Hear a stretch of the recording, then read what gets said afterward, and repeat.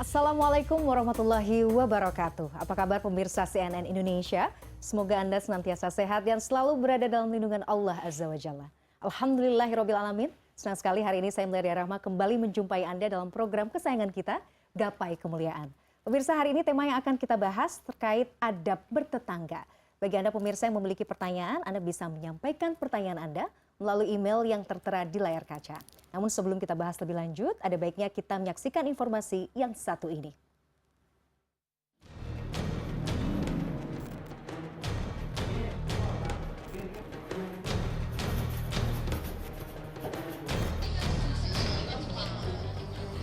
Aksi menembok jalan masuk ke rumah Haryono ini dilakukan keluarga Rianto di Desa Baji, Kecamatan Boyolangu, Kabupaten Tulung Agung, Jawa Timur.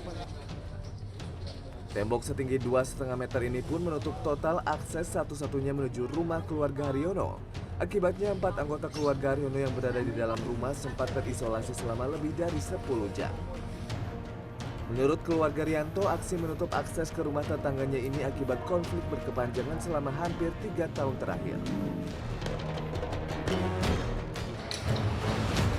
Penutupan akses ini sempat membuat keluarga Haryono kebingungan karena tidak ada akses masuk dan keluar. Ya pemirsa, itu tadi tayangan mengenai konflik antar tetangga. Dan untuk membahasnya sudah hadir bersama saya di studio.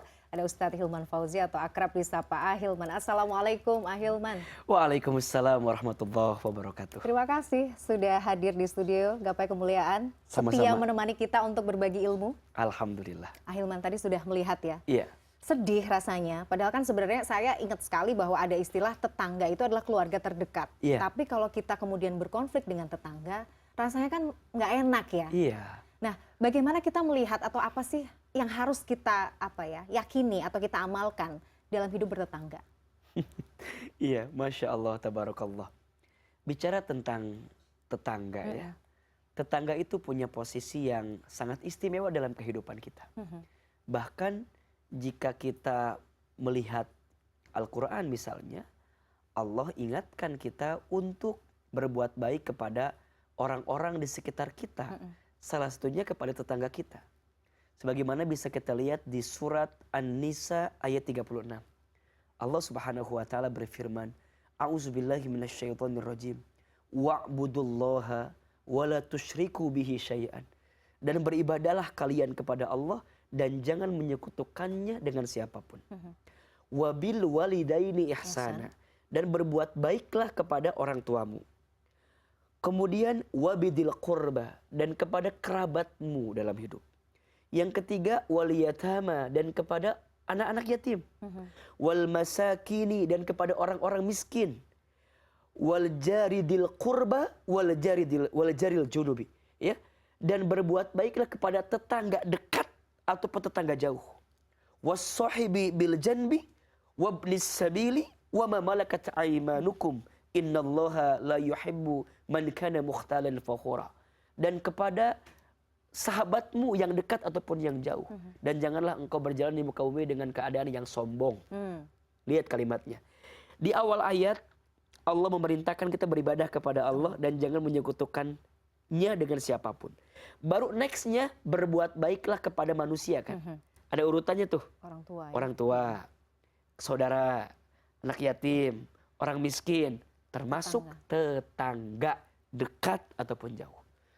Maka Masya Allah, kebaikan kita kepada tetangga itu bisa mengukur bagaimana kualitas ibadah kita kepada Allah. Kebaikan kita kepada tetangga mengukur bagaimana keimanan kita kepada Allah. Kita perhatikan hadis dari baginda Nabi SAW. Man kana yu'minu billahi wal yawmil akhiri falyukrim jarahu. Barang siapa yang beriman kepada Allah dan beriman kepada hari akhir, maka muliakan tetangganya. Urusan bab tetangga itu dikaitkan dengan iman. Urusan tetangga dikaitkan dengan amal ibadah. Berarti kalimat tidak langsungnya, makin benar ibadah seseorang, lihat bagaimana cara dia memperlakukan tetangganya. Makin benar iman seseorang, lihatlah bagaimana dia memperlakukan tetangganya. Maka Masya Allah, banyak sekali hadis tentang bagaimana adab kita dalam bertetangga. Bahkan Nabi mengatakan, Jibril itu berkali-kali ingatkan aku tentang tetangga. Sampai aku mengira tetangga akan menjadi bagian ahli waris. Sebegitu penting ya berarti. Sebegitu Jibril ngingetin terus-terusan urusan tetangga. Ya? Iya. Aku nyangka tetangga ini akan jadi bagian ahli waris. Bahkan Rasul aja. Iya, karena itu, sering diingatkan. Maka wajar dalam hadis yang lain disebutkan barang siapa yang beriman kepada Allah dan hari akhir jangan sakiti tetangganya. Iya, barang siapa yang kemudian mohon maaf nih, ketika dia tinggal di satu tempat, ya, jangan hanya kemudian dia beli rumahnya tapi juga beli tetangganya, maksudnya lihat tetangganya. Betul. Nah, terus ada juga kalau kamu masak lebihkan apa kuahnya itu minimal ya. Ya jangan dikasih juga kuah aja. Jangan kuahnya aja ya. Betul. Minimal lebihkan kuahnya ya, kalau bisa banyakin lah dalam apa namanya isinya juga. Kasih tetangga. Jangan sampai tetangga mencium masakan kita sedangkan kita nggak ngasih kepada dirinya. Kenapa? Kan disadari atau enggak, orang yang paling dekat dengan kita dalam hidup siapa? Iya, tetangga. Ya selain keluarga kita ya, tetangga. Kalau kita wafat, yang ngurus, yang bantuin siapa? Tetangga. Betul. Kalau kita hajatan, yang ngurus siapa? Yang bantuin siapa? Tetangga.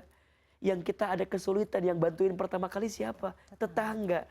Maka wajar tetanggamu menggambarkan surgamu. Masya Allah. Berat ya? Berat loh. Bagaimana sikapmu kepada tetangga menunjukkan bagaimana keadaanmu dalam hidup setelah kehidupan dunia ini. Muliakan tetanggamu, maka surga semakin dekat dengan dirimu.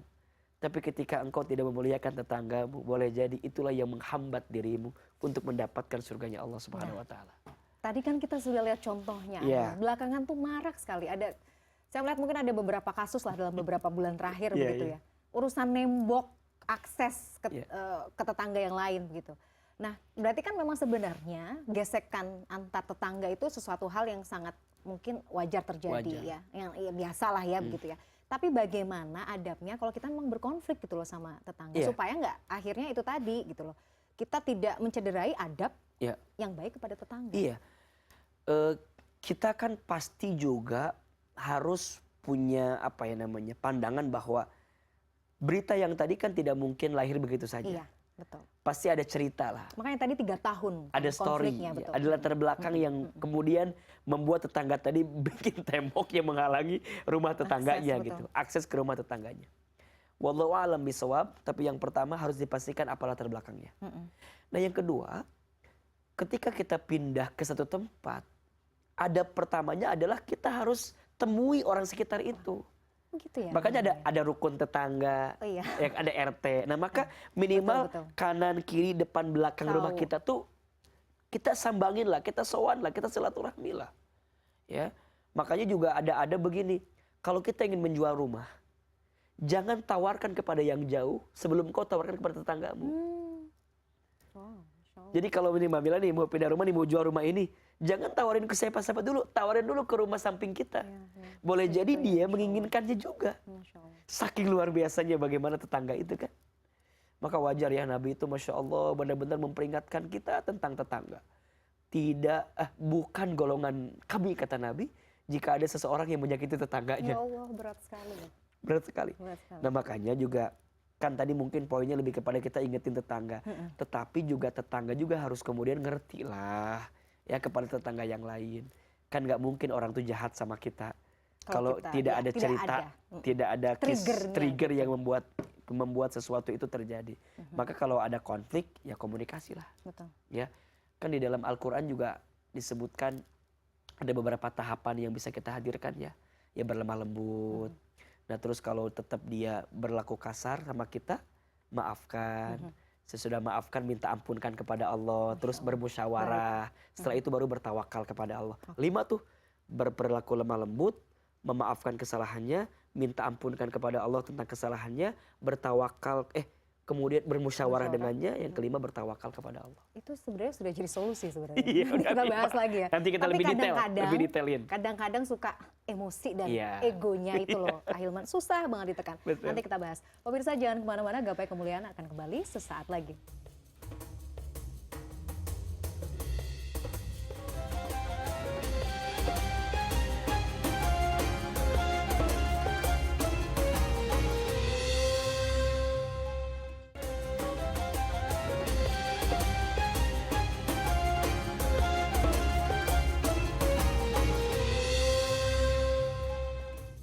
Pemirsa, terima kasih Anda masih menyaksikan Gapai Kemuliaan dalam episode Adab Bertetangga. Ini ya pasti kita tuh pasti punya tetangga ya, nggak mungkin hidup di hutan sendirian kan, nggak mungkin gitu.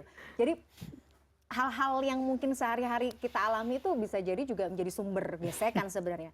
Contoh misalnya Ahilman, baru aja beberapa hari yang lalu ada tetangga, meskipun tetangga jauh ya, mengadakan acara hajatan, menutup jalan gitu, yang memang kita merasakan akses jalan kan untuk siapa saja, dan itu sangat terganggu.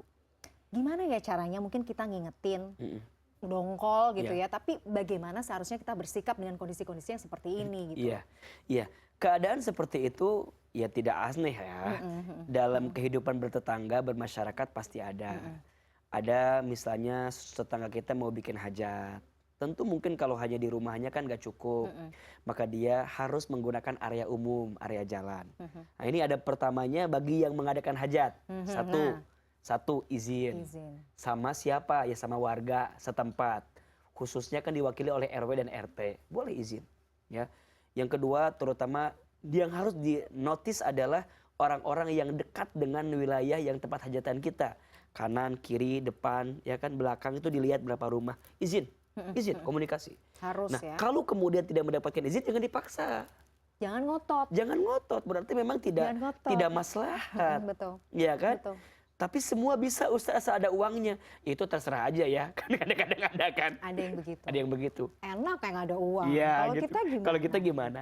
Tetap izin, lihat kemaslahatannya. Bagaimana mungkin kita bahagia dengan pesta yang kita adakan, sedangkan ada orang yang menderita dengan pesta yang kita hadirkan. Betul. Maka enggak boleh itu. Satu izin. Nah yang kedua, kalau kita misalnya bisa menggunakan jalan tersebut, maka kasih dong alternatif solusinya. Betul. Berarti kasih akses jalan lain untuk bisa orang sampai ke tujuannya. Jangan sampai begini, mohon maaf ya. Udah mah itu jalan satu-satunya. Ditutup pula. Orang gak bisa dapat akses lagi. Ini mah zolim dan menzolimi. Tuh kan, betul. Berarti, nah kalau pas dia diizinkan kok Ustadz. Diizinkan kok. Tapi yang kedua, dia tidak memberikan akses bagi orang lain. Berarti kan zolim. Betul. Dan boleh jadi perbuatan zolim itu yang tidak akan mengantarkan rahmat dan berkah dari Allah untuk kita. Maka adab yang pertama, lihat dulu. Orang yang sedang membuat hajat tadi, satu izin kepada warga setempat. Yang kedua, kalaupun diizinkan, ya berikan akses jalan lain. Solusinya apa? Agar orang tuh bisa lewat. Ya kan bayangkan pesta seharian, orang gak bisa lewat, gak bisa keluar. Ya kecuali mungkin ada kompensasi. Gak keluar hari ini gak apa-apa ya. Itu kan bisa win-win solution. Jadi kuncinya adalah komunikasi. Ngobrol, musyawarah, ya, ngobrol. Gak ada yang gak bisa. Nah, adapun sekarang azab orang yang terganggu harus gimana? Ada yang terganggu sekarang nih. Ya satu, ya kita ingetin, nasehatin, kasih tahu. Kalau sekarang ada yang berwajib, ya lapor kepada yang berwajib. Ya silahkan. Kalau udah dikasih tahu, dinasehati juga masih nggak ngeh juga, atau butuh cara apa lagi? Ya. Jangan main hakim sendiri. Jangan juga pas misalnya lagi hajat kita datengin apa gitu ya, biar berantakan. Ya, jangan gitu. juga. Jangan begitu. Jangan juga. Jadi yang punya hajat harus ada adab. Yang mungkin merasa terganggu juga harus ada adabnya. Insya Allah jika ini saling beradab, akan menghadirkan adab kebaikan juga. Dan memang jangan mengedepankan emosi ya Hilman ya. Ya kan orang tuh kenapa sering mengedepankan emosi, karena kan dalam tanda kutip ya ilmunya. Ya. Maka segala sesuatu tuh kalau pakai ilmu kan jadi adem, jadi lebih tenang. Dan apalagi kalau kita tahu tuh di segmen satu tentang tetangga, wah itu kan peringatannya banyak sekali gitu. Jadi sebenarnya ngalah juga nggak apa-apa. Ngalah juga. Kalau memang dirasa perlu mengalah demi kemaslahatan juga, saya rasa juga tidak apa-apa ya Hilman. Iya. Kan misalnya begini, ada yang begini, aku tuh udah baik banget jadi warga, tapi memang ada tetangga ini memang satu agak lain gitu, ngeyel gitu, ngeselin, dan semua orang juga sepakat kalau dia tuh ngeyel gitu ya. Kan suka ada tuh ya, satu dua rumah yang agak-agak gimana gitu. Itu jadi ujian nggak sih? Nah saya suka melihat bahwa kan tidak mungkin Allah tuh menakdirkan orang itu ada di situ kalau bukan ujian bagi kita. Berarti kan ujian sabar. Ya ujian boleh jadi di situ Allah tuh lagi coba kamu gimana tuh. Sikap kamu dengan tetangga kamu yang seperti itu seperti apa. Jadi ya kan setiap orang diuji dengan masing-masing ya. Jadi tetap baik ya. Tetap baik. Kalau kita punya misalnya ada makanan kita kasih. Walaupun ya memang misalnya jutek lah tetangga kita gitu. Iya dong. Iya dong. Tetap ya. Berbuat baik kepada orang yang Nggak boleh baik, milih-milih. orang berbuat baik kepada orang yang berbuat baik ke kita mah biasa. Tapi saat kita Waduh, masih bisa betul berbuat lagi. baik kepada orang yang tidak baik sama kita, itu baru luar biasa. Makanya kata Nabi, ada 3 amalan yang akan dibangunkan istana di surga. Mau nggak? Mau dong. Istana loh, bukan lagi biasa ini. Bukan lagi rumah ya. Istana di surga. 3 amalannya. 1, falyafu aman dolamaka. Maafkan orang yang menyakitimu. 2, waliyu'ti man haramaka. Memberilah kepada orang yang tidak baik kepadamu. Dan yang ketiga, waliyasil man qata'aka. Sambungkan silaturahmi dengan orang yang pernah memutuskan dengan dirimu. Kayaknya semuanya itu justru esensinya adalah melawan ego sendiri Iya, ahilman ya. Itu yang berat ya. betul. Maka sebenarnya perang yang paling besar itu adalah perang melawan hawa nafsu sendiri. Ketika para sahabat setelah perang Badar, kan perang Badar itu besar. Maka mereka bergembira. Setelah selesai perang kita, udah beres perang kita. Kata Nabi belum. Setelah ini akan ada perang yang lebih dahsyat daripada perang Badar. Apa itu? Perang melawan hawa nafsu dirimu sendiri. Jadi ego kadang-kadang. Ya, tapi kalau kita paham ilmunya, tahu keterangannya, akan lebih adem sih. Oke. Bahwa tetangga ini memang mungkin ada di sini karena Allah sedang mengujiku melalui tetangga itu. Masya Allah. Kita nanti bahas lagi ya Hilman Yeah. ya di segmen selanjutnya. Pemirsa jangan kemana-mana, Gapai Kemuliaan akan kembali setelah yang satu ini.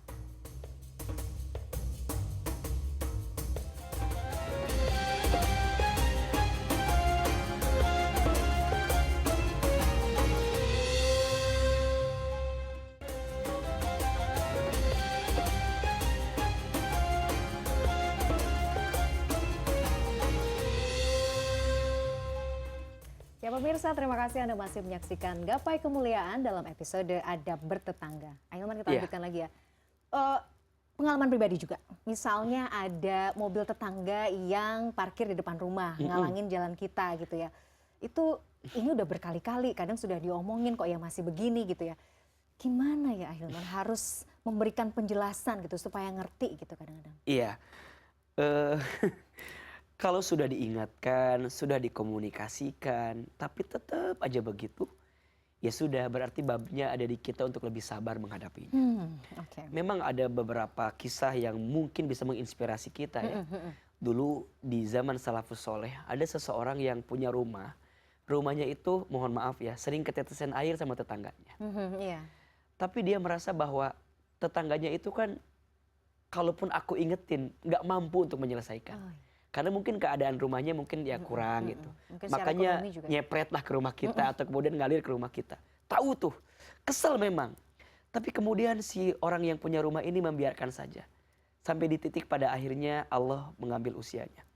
Nah, sampai kemudian saat dia kembali kepada Allah, dia terkaget-kaget karena dia mendapatkan tingkat derajat sebagai seorang hamba yang mendapatkan pahala yang luar biasa. Ketika dia bertanya, amalan apa ya Allah yang membuat aku ditempatkan di tempat yang terbaik Kamu ini? ngerasa biasa-biasa aja Iya, kali karena ya, biasa ya Hilman ibadahnya biasa segala biasa. Tapi jawabannya karena kesabaranmu menghadapi tetanggamu Ya Allah. yang selama ini menguji dirimu gitu. Nah, coba bayangkan itu. Jadi ternyata kadang kita tuh mendapatkan pahala dalam hidup karena ada energi dari seseorang yang menguji kita dalam hidup kita. Iya, dan kita sabar. Kita sabar. Bukankah ya kalau kita lihat dalam konteks yang lebih kecil ya, di keluarga misalnya. Ya kan istri harus sabar menghadapi suami, suami harus sabar menghadapi istri. Boleh jadi yang akan membukakan pintu surga untuk kita nanti adalah kesabaran kita menghadapi orang-orang terdekat kita. Sama dengan tetangga kita. Maka wajar kalau kemudian Nabi sampaikan barang siapa yang beriman kepada Allah dan hari akhir, maka muliakan tetangganya.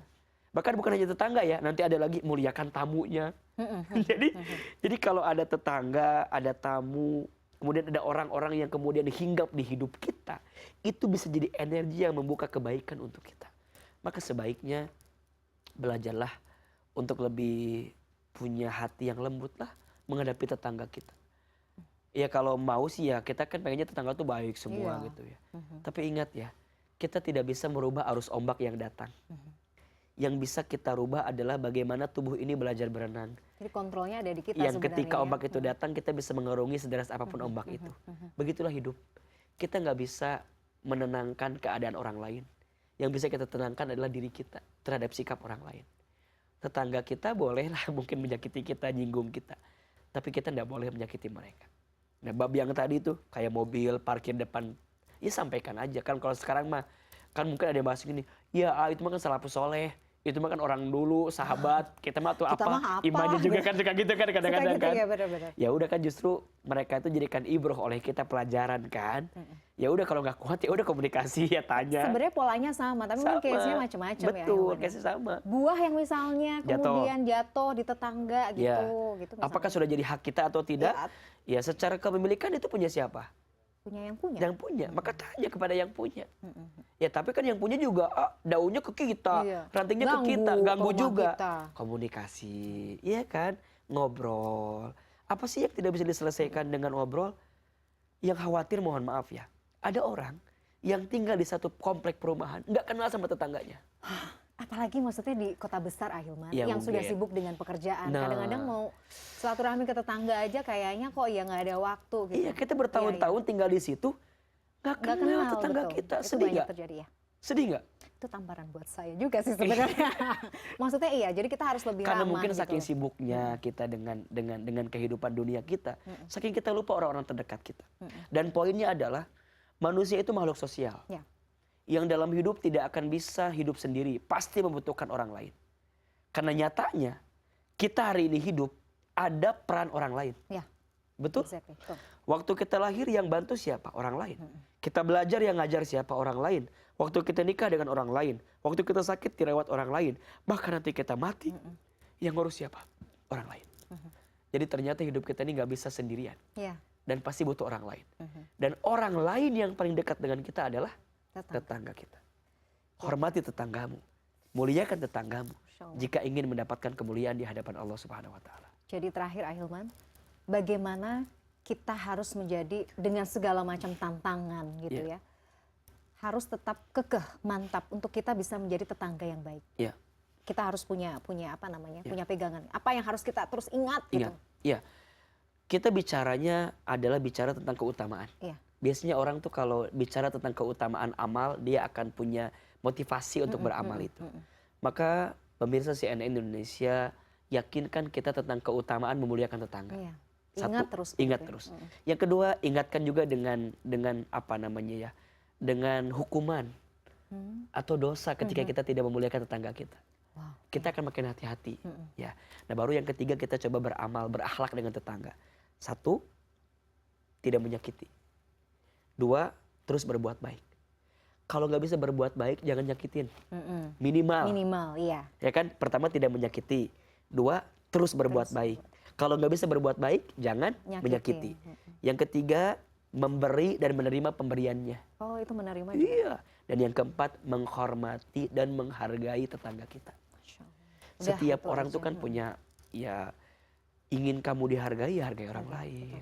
Ingin Jadi kita dimuliakan, muliakan orang lain. lakukan sesuai apa yang ingin orang lain lakukan kepada kita ya. Yes. Maksudnya begitu ya, ahilman, Yes. yang kira-kira sederhananya Betul. gitu ya. Maka ada istilah begini, berkatalah sesuatu yang orang lain itu akan senang ketika mendengarnya, dan kamu pun juga akan senang jika kamu mendengarkan itu dari orang lain. Ya. Dan berbuatlah sesuatu yang kamu akan senang jika orang lain berbuat itu kepadamu. Dahsyat ini. Jika itu yang dilakukan, maka kita akan menghadirkan akhlak terbaik dalam hidup. Amin. Semoga kita bisa menjadi tetangga yang baik. Amin. Sehingga ukhuwah di rukun tetangga juga jadi enak ya, Amin, ahilman ya. Hidup amin. juga tenang, Betul, nyaman begitu ya. betul. Ahilman, tidak terasa ya obrolan tetangga ini Masya sudah Allah. sampai di penghujung acara. Insya Allah kita akan bahas lagi tema-tema lain yang menarik. Dan sebagai penutup, Ustaz Hilman Fauzi akan menyampaikan doa penutup. Tafadhol. Baik, Masya Allah, Tabarakallah. Pemirsa CNN Indonesia yang dicintai Allah. Di akhir pertemuan kita, mari kita angkat kedua telapak tangan, tundukkan kepala, tutup kedua mata kita berdoa kepada Allah. Semoga hari ini hidup kita lebih baik daripada hari-hari yang sebelumnya. A'udzubillahi minasyaitonirrajim. Bismillahirrahmanirrahim. Alhamdulillahirabbil alamin. Allahumma shalli ala sayyidina Muhammadin wa ala alihi wa ashabihi ajmain. Ya Allah, ya Latif, duhai Allah yang maha melembutkan, lembutkan hati kami ya Allah. Ya Allah, ya Muhaimin, duhai Allah yang maha memelihara kami, pelihara hidup kami dalam kebaikan-Mu ya Allah. Ya Allah, ya Hafiz, duhai Allah yang maha menjaga, Jaga diri kami dari setiap keburukan ya Allah. Ya Allah, tanamkan di hati kami, tanamkan di diri kami akhlak yang baik, akhlakul karimah dalam setiap sendi kehidupan kami. Ya Allah, bimbing kami agar senantiasa berbuat baik kepada orang lain. Bimbing kami agar punya akhlak yang baik kepada orang lain, khususnya kepada tetangga kami, kepada orang-orang terdekat kami. Ya Allah, jadikan kami bersama tetangga kami adalah orang-orang yang Engkau ridhoi, sehingga sebagaimana Engkau kumpulkan kami di dunia, Engkau satukan kami di dunia. Kami mohon ya Allah, bersama tetangga kami yang baik itu, kumpulkan kami semua nanti di surgamu ya Allah. Rabbana atina fid dunya hasanah wa fil akhirati hasanah wa qina adzabannar. Ya Allah, bahagiakan hidup kami dengan tetangga kami, muliakan hidup kami dengan tetangga kami, dan jadikan kami bertetangga bukan hanya di dunia, tapi bertetangga sampai ke surgamu. Subhana rabbika rabbil izzati amma yasifun, wassalamun alal mursalin, walhamdulillahi rabbil alamin. Ya, juga saya. Pemirsa, usai sudah perjumpaan kita dalam Gapai Kemuliaan edisi hari ini, saya Nadia Rahma dan juga Ustadz Hilman Fauzi undur diri. Insya Allah kita akan berjumpa lagi dalam episode Gapai Kemuliaan berikutnya. Wabillahi taufik wal hidayah. Wassalamualaikum warahmatullahi wabarakatuh. Waalaikumsalam warahmatullahi wabarakatuh.